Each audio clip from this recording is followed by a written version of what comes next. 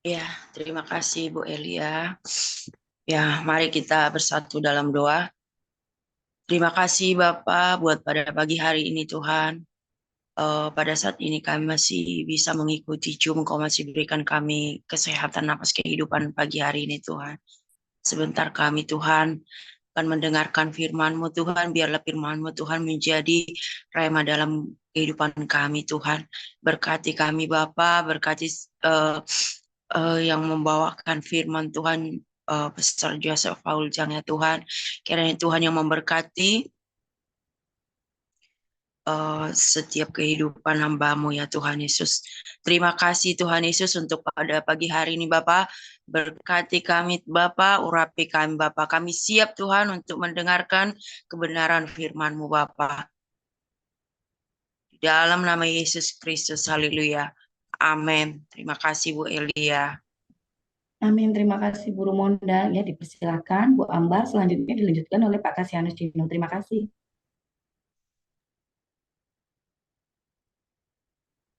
Baik, terima kasih Bu.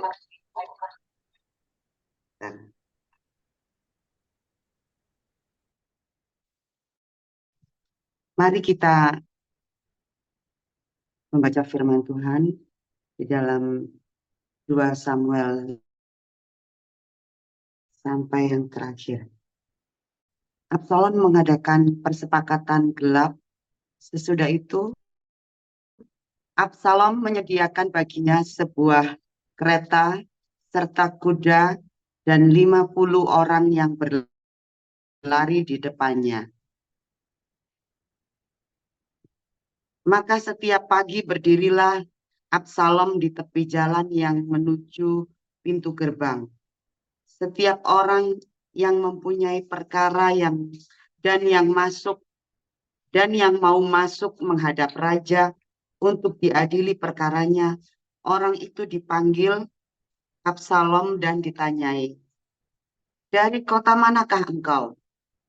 Apabila ia menjawab, "Hambamu ini datang dari suku Israel Anu," maka berkatalah Absalom kepadanya, "Lihat, perkaramu itu baik dan benar. Tetapi dari pihak raja tidak ada seorang pun yang mau mendengarkan engkau."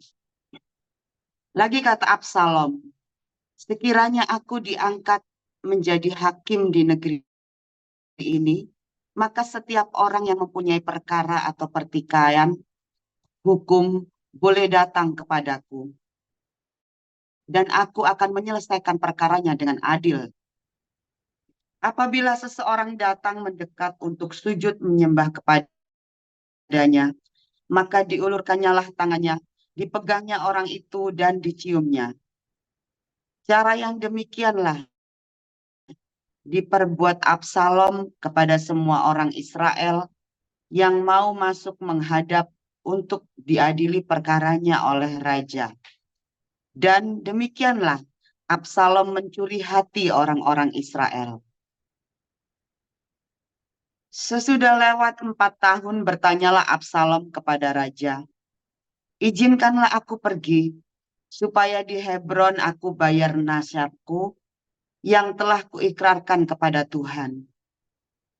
Sebab hambamu ini ketika masih tinggal di Gesur, di Aram, telah bernasyar demikian.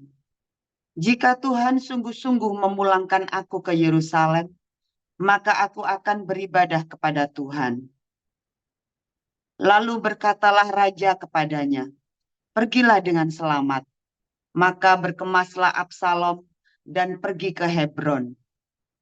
Dalam pada itu, Absalom telah mengirim utusan-utusan rahasia kepada segenap suku Israel dengan pesan, "Segera sesudah kamu mendengar bunyi sangkakala, berserulah, Absalom sudah menjadi raja di Hebron." Turut pergi 200 orang dari Yerusalem, orang undangan yang turut pergi tanpa curiga dan tanpa mengetahui apapun tentang perkara itu. Ketika Absalom hendak mempersembahkan korban, disuruhnya datang Ahitofel, orang Gilo itu, penasehat Daud dari Gilo, kotanya. Demikianlah persepakatan gelap itu menjadi kuat, dan makin banyaklah rakyat yang memihak Absalom.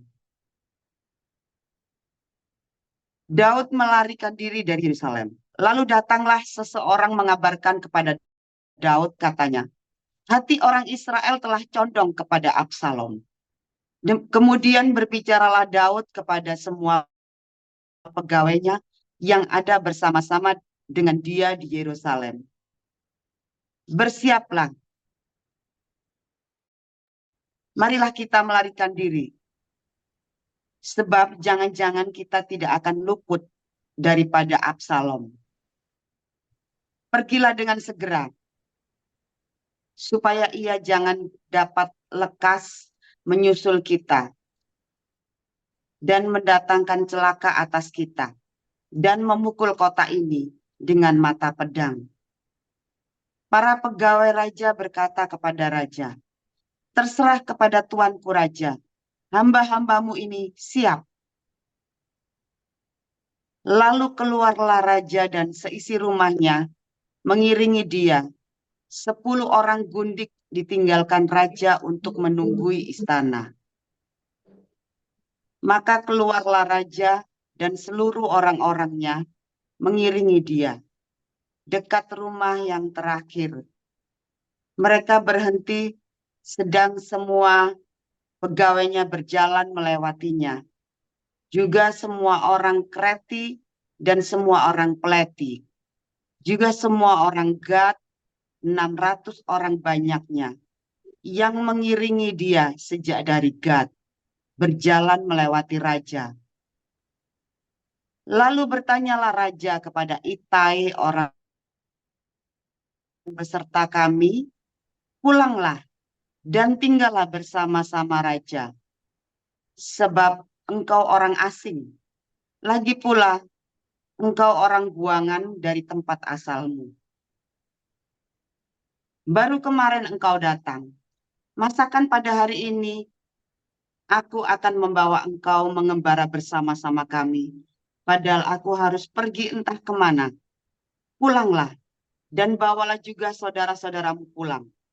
Mudah-mudahan Tuhan menunjukkan kasih dan setia kepadamu.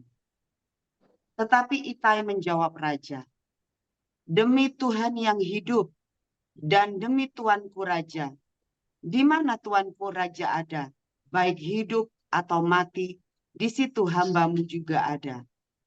Lalu berkatalah Daud kepada Itai, jika demikian, berjalanlah lewat.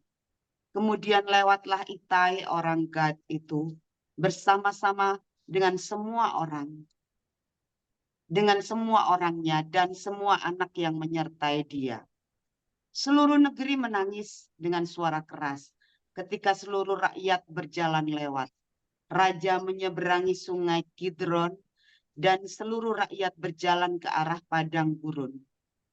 Dan lihat, juga Sadok ada di sana beserta semua orang Lewi mengangkat tabut perjanjian Allah. Mereka meletakkan tabut Allah itu. Juga Abiatar ikut datang sampai seluruh rakyat dari kota selesai menyeberang. Lalu berkatalah raja kepada Sadok, bawalah tabut Allah itu kembali ke kota. Jika aku mendapat kasih karunia di mata Tuhan, maka ia akan mengizinkan aku kembali. Juga tempat kediamannya. Tetapi jika ia berfirman begini, aku tidak berkenan kepadamu, maka aku bersedia. Biarlah dilakukannya kepadaku apa yang baik di matanya. Lagi berkatalah raja kepada Sadok imam itu, jadi engkau dan Abiatar, pulanglah ke kota dengan selamat beserta anakmu masing-masing, yakni Ahimaas anakmu dan Yonatan anak Abiatar. Ketahuilah, aku akan menanti di dekat tempat-tempat penyeberangan ke padang gurun sampai ada kabar dari kamu untuk memberitahu aku. Lalu Sadok dan Abiatar membawa tabut Allah itu kembali ke Yerusalem dan tinggallah mereka di sana. Daud mendaki bukit Zaitun sambil menangis, kepalanya berselubung dan ia berjalan dengan tidak berkasut. Juga seluruh rakyat yang bersama-sama dengan dia masing-masing berselubung kepalanya dan mereka mendaki sambil menangis. Ketika kepada Daud dikabarkan demikian, Ahitofel ada di antara orang-orang yang bersepakat dengan Absalom. Maka berkatalah Daud, gagalkanlah kiranya nasihat Ahitofel itu. Ya Tuhan. Ketika Daud sampai ke Bu Ana, Shushan, ke tempat orang menyembah kepada Allah, maka datanglah Husai, orang Arki, mendapatkan dia dengan jubah yang terkoyak dan dengan tanah di atas kepala. Berkatalah Daud kepadanya, jika engkau turut dengan aku, maka engkau menjadi beban kepadaku nanti. Tetapi jika engkau kembali ke kota dan berkata kepada Absalom, aku ini hambamu ya Raja. Sejak dahulu aku hamba ayahmu. Tetapi sekarang aku menjadi hambamu. Dengan demikian engkau dapat membatalkan.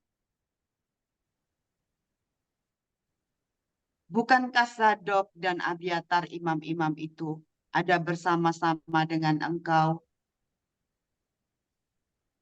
di sana? Jadi segala yang kau dengar dari dalam istana haruslah kau beritahukan kepada Sadok dan Abiatar, imam-imam itu. Ingatlah, di sana bersama-sama dengan mereka ada kedua anak mereka, Ahimaas, anak Sadok, dan Yonatan, anak Abiatar. Dengan perantaraan mereka haruslah kamu kirimkan kepadaku segala hal yang kamu dengar. Dan tibalah Husai sahabat Daud di Yerusalem tepat pada waktu Absalom. Demikian firman Tuhan.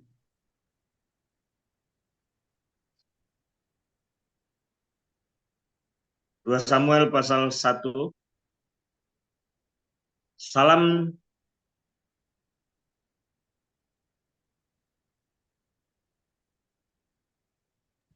Pak Kasianus membaca ya, di sebentar. 2 Korintus 10. Iya.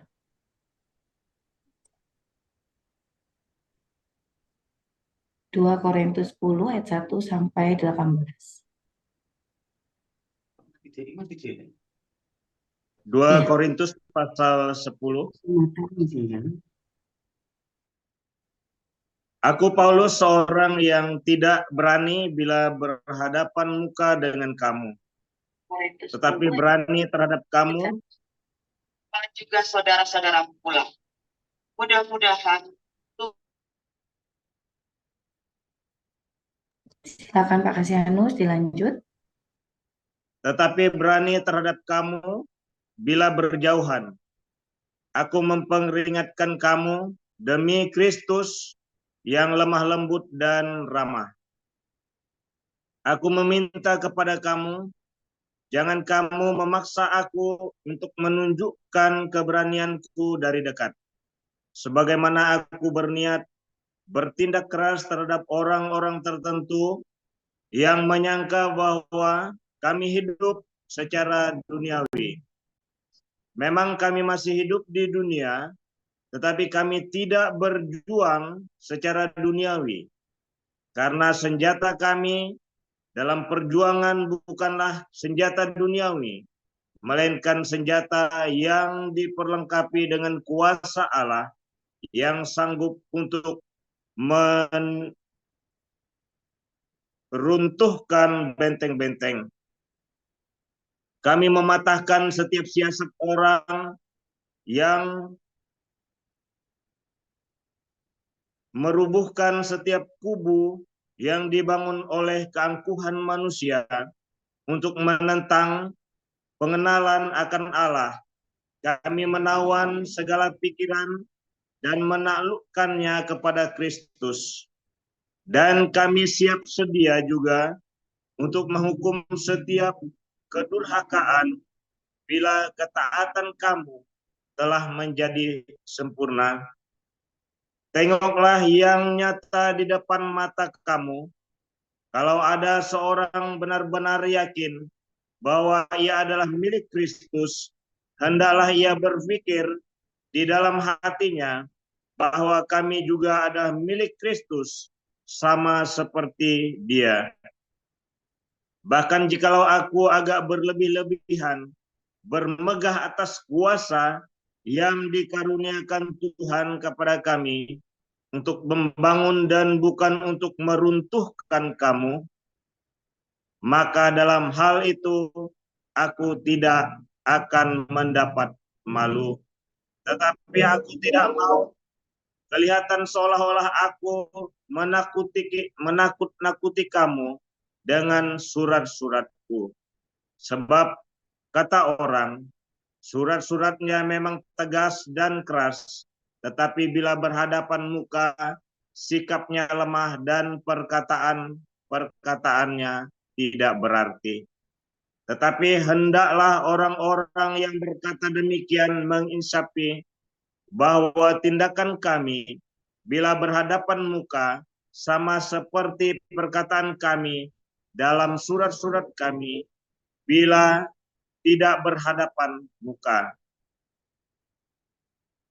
Memang kami tidak berani menggolongkan diri kepada atau membandingkan diri dengan orang-orang tertentu yang memujikan diri sendiri. Mereka mengukur dirinya dengan ukuran mereka sendiri dan membandingkan dirinya dengan diri mereka sendiri. Alangkah bodohnya mereka. Sebaliknya kami tidak mau bermegah melampaui batas, melainkan tetap di dalam batas-batas daerah kerja yang dipatok Allah bagi kami, yang meluas sampai kepada kami juga. Sebab dalam memberitakan Injil Kristus, kami telah sampai kepada kamu, sehingga kami tidak melewati batas daerah kerja kami, seolah-olah kami belum sampai kepada kamu. Kami tidak bermegah atas pekerjaan yang dilakukan oleh orang lain di daerah kerja yang tidak dipatok untuk kami, tetapi kami berharap bahwa apabila imanmu makin bertumbuh, kami akan mendapat penghormatan lebih besar lagi di antara kamu jika dibandingkan dengan daerah kerja yang dipatok untuk kami. Ya, kami hidup supaya kami dapat memberitakan Injil di daerah-daerah yang lebih jauh daripada daerah kamu dan tidak bermegah atas hasil-hasil yang dicapai orang lain di daerah kerja yang dipatok untuk mereka. Tetapi barang siapa bermegah, hendaklah ia bermegah di dalam Tuhan. Sebab bukan orang yang memuji diri yang tahan uji, melainkan orang yang dipuji Tuhan. Amin. Sekian. Ya, terima kasih untuk para lektor yang sudah membacakan bacaan firman Tuhan, yaitu Bu Ambar dan juga Pak Kasianus. Terima kasih ya. Tuhan Yesus memberkati. Ya, Bapak Ibu, tiba saatnya kita siapkan hati dan pikiran kita untuk mendengarkan firman Tuhan. Hari ini yang berjudul Para Dewata, yang akan disampaikan oleh Gembala kita Pastor Joseph Pausang. Silakan Pastor. Haleluya, luar biasa firman Tuhan selalu baru setiap hari ketika kita menanti-nantikan Tuhan dengan penuh cinta, dengan hati yang tulus, ya, dan jangan berhenti. Saudara, hari-hari ini ya orang-orang Kristen menjadi dewata, menjadi para dewa ya, maksudnya para dewa yang menghakimi umat manusia. kita orang-orang ya jemaat-jemaat ini ya seakan menjadi juri, menjadi hakim yang menentukan ini pendeta ini baik, ini pendeta itu tidak baik, oh ini hamba Tuhan, ini hamba Tuhan dipakai Tuhan, oh ini hamba Tuhan yang tidak dipakai Tuhan. Tapi dia ini cuma nonton aja, saudara. Persis seperti orang ya yang main nonton sepak bola atau main badminton atau nonton tinju, lalu ini banyak berkomentar, bacotnya minta ampun tuh ya, banyak berkomentar begitu ya. Tapi mereka sendiri tidak bisa bertinju, tidak bisa main sepak bola, dan tidak bisa bertanding, dan bahkan takut. Ya, dan bahkan takut, saudara ya. Saya dulu pernah suatu ketika ya,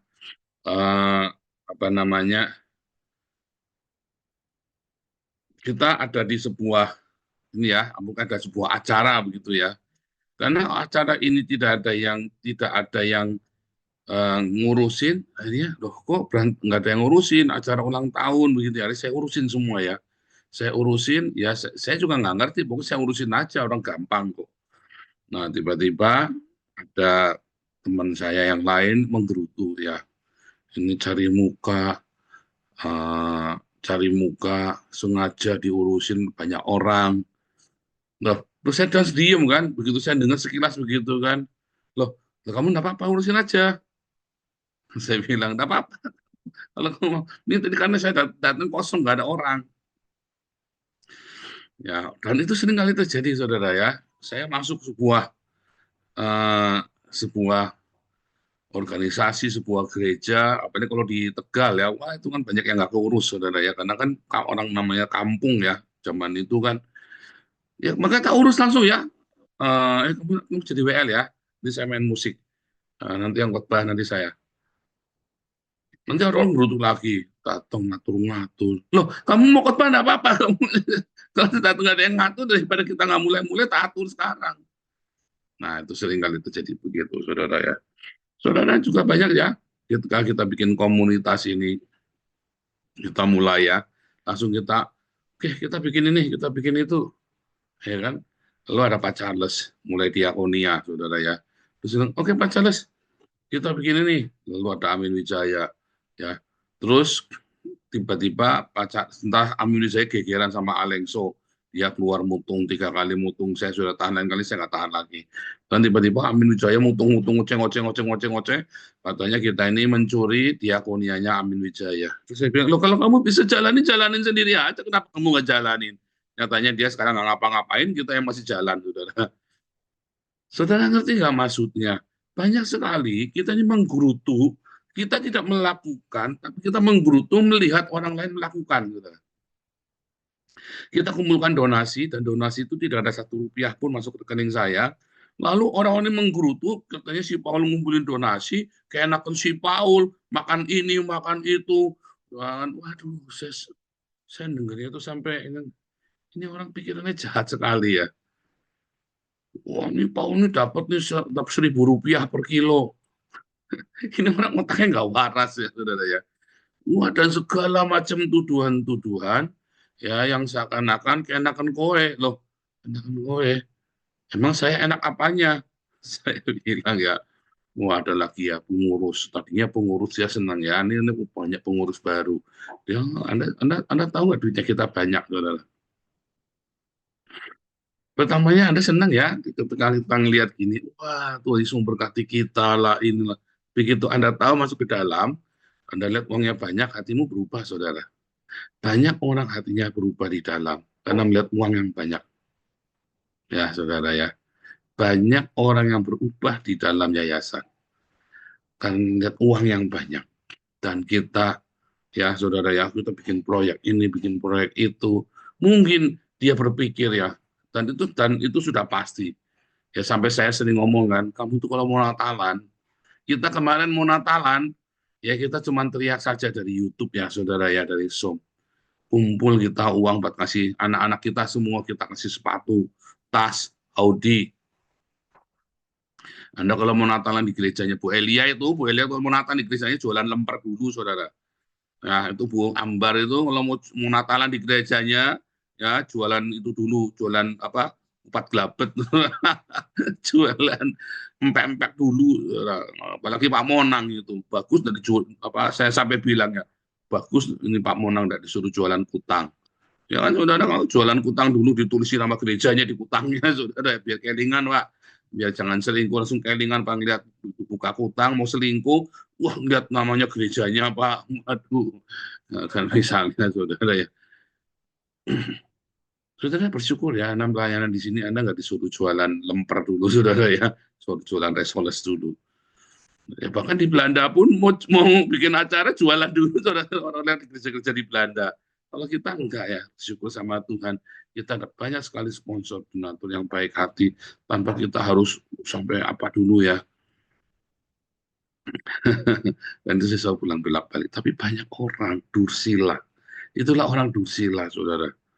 Lalu mulai menghakimi satu sama lain, mulai mengatai satu sama lain, ya karena entah kenapa ya, saudara kita punya proyek Eropa, saudara ya, kita proyek Eropa kita teriaknya, saudara uang dikirim untuk proyek Eropa, artinya kan damar kasih itu saldonya cuma 100 jutaan saja. Begitu kita teriak untuk proyek Eropa, saldonya langsung di atas 200 juta. Dan begitu kita dikirim, masih tetap saldonya masih banyak, karena memang kita Eropa memang butuh banyak sekali ya. Bahkan ada yang kirim untuk NTT, dan untuk Eropa ini kita memang boros sekali. Saya sudah bilang, ketika kita bikin proyek besar, Eropa itu bukan uang kecil. Selama ini saya pakai uang saya sendiri, saudara pribadi. Ya, jadi setiap ada uang masuk, mungkin habis kita buat penginjilan sebulan sekali dulu ya, saudara ya. Saya pergi ke Berlin, bahkan membaptis orang, habis 600 euro, saya nggak pernah nanya, nggak pernah minta, saudara ya. 600 euro itu, wah kita ini berangkat langsung buru-buru pulang itu ya, saudara ya. Wah, mobil yang saya yang rusak itu memang berjasa sekali ya. Baptis banyak orang ya, kita antar kemana-mana, kita baptis orang di mana-mana. Jadi baptis orang Iran, baptis orang Irak, orang Jerman, orang Belanda, orang macam-macam kita baptis. Kita penginjilan di Dortmund, penginjilan di wah di mana-mana ya, saudara ya, di Jerman, di Berlin, di Den Haag, di Amsterdam. Saudara, luar biasa sekali, saudara. Dan kita selalu tidak pernah minta, dan saya selalu cukupkan diri dengan uang yang ada pada kami, saudara. Sehingga kita memang kalau pergi buru-buru, saudara ya. Dan Tuhan selalu adakan dari yang aneh-aneh uang itu, saudara. Tapi kan saya nggak pernah teriak-teriak. Begitu kita mau bikin proyek Eropa, saya bilang sama Tuhan harus sediakan uangnya. Dan kita teriak, saudara. Saudara, untuk memberitakan Injil di Eropa itu, saudara, ya, gereja kita termasuk, komunitas kita termasuk banyak, komunitas Indonesia yang paling banyak, saudara ya, 40 orang ya, sekarang sudah 40-an, dan mungkin ini nambah lagi ya, karena kita ada kedatangan homeless, orang-orang yang nggak punya gelandangan-gelandangan itu loh, saudara ya. Ada banyak orang datang baru lagi ya, dan kita bersyukur ya, orang-orang ini senang sekali datang ke tempat kita, karena kita selalu rangkul, selalu peluk, dan kita nggak pernah memandang rendah pada mereka. Dan lucunya mereka bisa berantem masalah makanan ya, karena lapar ya. Jadi mereka bisa berantem masalah makanan. Jadi sampai bilang ya masalah makanan, ya cuma masalah makanan, sampai lucu ya, sampai nyuri ayam. Padahal minta aja dikasih, ini udah ada nyuri, saudara. Kamu itu tabiat. Terus kita bilang, kamu minta aja, nggak usah ngambil. Kamu bilang, boleh. Sampai saya bilang, kita ada banyak makanan. Nyuri, saudara. Bayangin nyuri makanan di tempat kita. Padahal makanan itu kita kasih. Takut nggak dikasih lagi, saudara. Padahal boleh nambah 3 kali. Ini Pak Iman tahu ya, sampai Pak Iman juga belum sampai 5 kali. Asal dihabisin nggak apa-apa. Asal diberesin, terus jangan dibuang makanannya. Boleh, saudara. Tapi sampai nyuri loh, saudara. Orang ini, karena takut nggak boleh. Ajaib ya, saudara ya. Ajaib memang, karena lapar. Kan mereka kan kudu makan 2 kali paling tidak, apalagi musim dingin ya. Harus makannya 5 kali. Karena setiap berapa jam mereka kedinginan kan, mereka kudu makan. Supaya panas badannya kan. Jadi mereka tuh ambil makanan dan disimpan lagi beberapa tempat, ditaruh dibawa pulang. Karena mereka tidurnya kan di jalan, saudara ya. Nah, saudara, itu proyek yang besar sekali dan kita lakukan. Ya, dan memang dari donatur itu dari mana-mana, dari itu dananya adalah untuk Eropa. Tetapi ada saja orang yang sirik, saudara ya. Ada saja orang yang sirik. Sampai saya bilang, Itu kan dana buat Eropa. Kan kita teriak. Kalau saya nggak teriak kan juga dananya nggak ada kan. Sampai saya bilang ya, sampai saya ngomong dengan terang-terangan ya, harusnya saya malu ngomong begitu ya. Sampai orang kita omongin ya. Itu dana saya kumpulin, kita kumpulin proyek Eropa kode 77.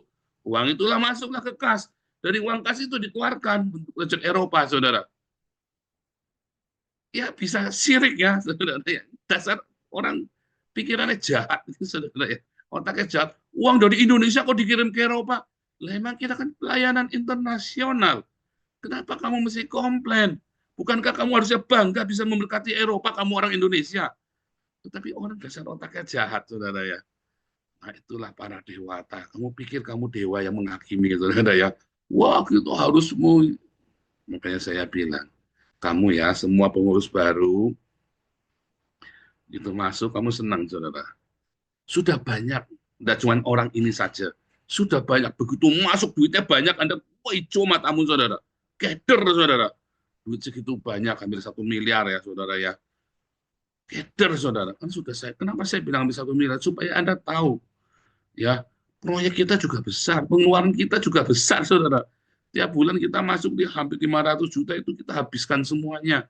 Ya, sekarang ada tambahan proyek Eropa lagi ya, saudara ya. Proyek Eropa saja kita sudah makan kurang lebih 2.000 sampai 4.000 euro tiap bulan, saudara. Itu beneran, saudara. Dana kita pun pribadi semua habis-habisan. Mengapa kita lakukan seperti ini? Harga 1 jiwa kita ethnikus. Makanya saya sangat disiplin, tidak 1 rupiah pun, tidak 1 sen pun saya ambil, saudara. Karena itu adalah pekerjaan Tuhan. Untuk Pak Paul gimana? Nggak punya, pernah ada yang nanya sama saya, emang nggak ada cadangan? Nggak punya.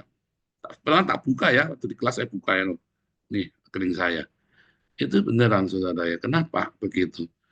Hidup saya kan cuma buat saya sama anak. Anak-anak saya kan biaya hidupnya ditanggung pemerintah, saudara. Iya kan? Bahkan anak saya yang kecil, Miracle, tiap 3 bulan dapat 400 euro. Tiap 3 bulan ya, saudara ya. Sehingga ya kita tidak perlu kemaruk uang. Kalau gaya hidup, settingan disetting saja. Kita mau gaya hidup seperti apa? Mau harga yang high class, apa yang ya udah apa adanya. Kalau mau high class ya nggak ada cukupnya. Tapi dengan begini saja, rasanya ya sudah cukup keren ya, sudah ya, sudah cukup keren. Dengan kesederhanaan, dengan apa adanya, kita nggak ada tuntutan. Rasanya kok enak ya, saudara ya. Semua orang welcome sama kita. Kalau kita pakai baju berkelas, orang-orang homeless ini kan jadi nggak bisa deket-deket sama saya, saudara. Saya pakai baju bermerek, lalu deket-deket orang homeless. Orang homeless ini mau saya peluk, risih kan? Coba Anda bayangin. Anda aja kalau nggak usah orang homeless, Anda saja begitu dipeluk sama orang pakai baju yang entar begitu kan agak ini ya. Tapi kalau kita ngobrol-ngobrol deket-deket, saya dengan pakaian sederhana, ini orang-orang homeless juga, lihat pakaiannya ya sama, ya kan? Bahkan kadang-kadang, ya sekarang saya sudah nggak pernah pakaian bekas lagi ya. Kita pakai pakaian yang sama, pakai sepatu yang kelasnya sama. Orang-orang ini kan merasa nyaman dengan saya, saudara. Ya kan? Kalau saya pakai kelas yang high, kan orang ini kan juga, pikirannya juga antara menjaga jarak, tapi yang kedua, pikirannya orang jahat, saudara. Nah, itulah, saudara. Kalau kita mau memberitakan Injil, kita harus menjadi seperti mereka. Ketika kita mau memberitakan Injil, selain kita harus menjadi sama seperti mereka, ya, kemarin Pastor Daniel bilang ya, kegagalan dalam misi adalah karena pelit. Dan kita selalu menyediakan makanan. Setiap hari ada orang datang, kita ada makanan di lemari es, saudara. Ya, terus kita tinggal panasin, udah, yuk makan. Ada 3 orang, 5 orang, 10 orang, hampir tiap hari ada orang datang di kantor. Ya, di kantor kita. Mau berapa orang pun, ayo makan sama-sama. Selalu ada makanan di rumahku. Maliaka 3 ayat 10. Bawalah seluruh persembahan persepuluhan itu ke rumah Tuhan. Supaya selalu ada persediaan makanan buat orang-orang gelandangan ini, saudara. Emang Tuhan makan? Kamu pikir Tuhan makan itu kayak orang-orang Tionghoa itu kan? Kalau sembayangan, ya tiap Imlek ini kan kasih ayam, kasih apa. Orang Tionghoa saja penyembah berhala, mereka sudah tahu bahwa Dewa Kuan Im, Dewi Kuan Im, Kuan Kong, Silaihut, nggak mungkin makanan itu, nggak mungkin makan, saudara. Yang makan siapa? Pencuri-pencuri ini, dia datang. Enak, Diam-diam dicuri malam-malam makanannya, saudara. Digebukin enggak, saudara? Ya, memang buat mereka. Memang buat mereka, saudara.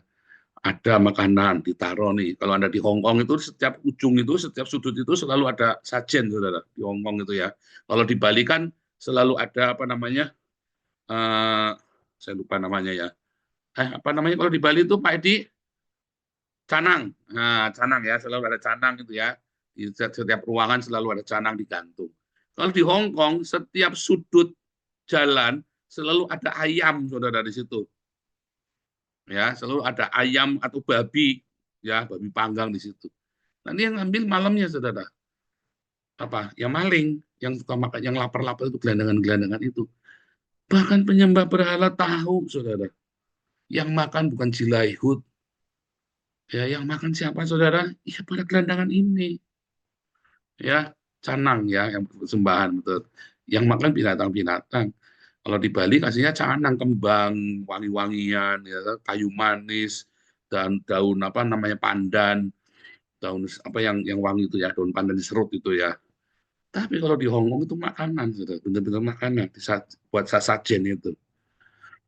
Di dalam tradisi orang Yahudi, kita kasih persembahan persepuluhan, ya kasih uang, lalu para imam memberikan uang itu dengan makanan supaya selalu ada persediaan makanan di rumah Tuhan. Siapapun datang ke rumah Tuhan, mereka bisa makan, saudara.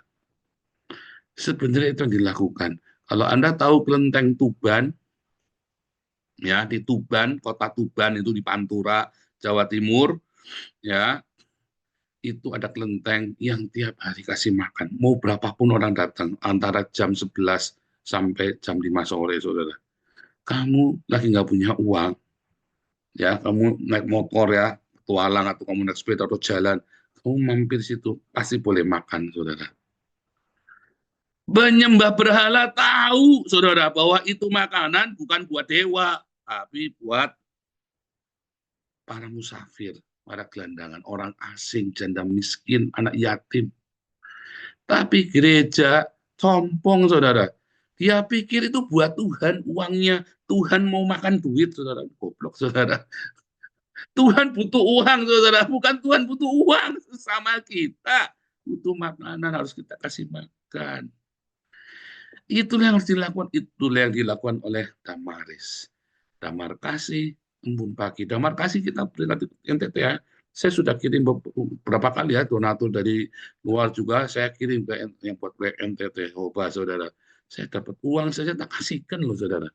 Kalau saya niat mau jahat tak telan sendiri, saudara ya. Kayak Rudi Yohanes bikin rumah anak terong, saudara. Tak kasihkan loh, saudara, nih uang nih. Dapat ya. Saudara-saudaraku, kalau Anda ngasih uang ke yayasan, itu bukan buat saya. Haram jadah, saudara. Tetapi itu buat Tuhan dalam arti diberikan untuk kasih makan dan untuk mencukupi kita semua yang kekurangan. Siapa saja. Kemarin kita kirim 88 tas, sepatu, hoodie, saudara. Saya sukacita sekali, saudara. Saya senang, saya begitu. Dan Marcel ya bilang laporan, dan biaya 5.400.000 biaya kirim. Saya nangis, saudara. Karena saya sendiri dari TK, SD, SMA, selalu belinya sepatu, dikasihnya sepatu bekas, nggak pernah saya sekalipun beli jaket baru, nggak pernah, saudara. Tas selalu saya dikasih, ya, atau dikasih bekas. Itu, saudara ya, dan kita sekarang bisa kumpulkan, saudara. Nah, harusnya kamu juga mengucap syukur. Jangan malah kamu pikirannya jahat sama saya, saudara ya. Kamu pikir uang-uang termasuk yang dikirim ke Belanda. Ya, yang kita teriak dari YouTube, kode 77. Dan masuk embun pagi, kirim ya selalu ya, dari embun pagi kirim. Kenapa? Karena kita sama-sama hakios. Dan uang itu digunakan. Di sini itu banyak orang susah, saudara. Kamu jangan pikir orang Indonesia di sini senang, saudara. Mereka bersyukur ikut pelayanan sama kita. Kita berkati, nggak ada gratisan, saudara. Nggak ada gratisan, semua diberkati. Semuanya happy. Semua kenyang. Pastor Daniel kasih nubuatan sama saya kemarin di rumah ya, di belakang. Semua orang yang ketemu sama kamu akan selalu kenyang. Haleluya. Saya mau ketawa, tapi saya senang, saudara ya. Itu pertanda baik. Orang kalau ketemu kita, selalu kita bikin kenyang, saudara. Tuhan Yesus memberkati.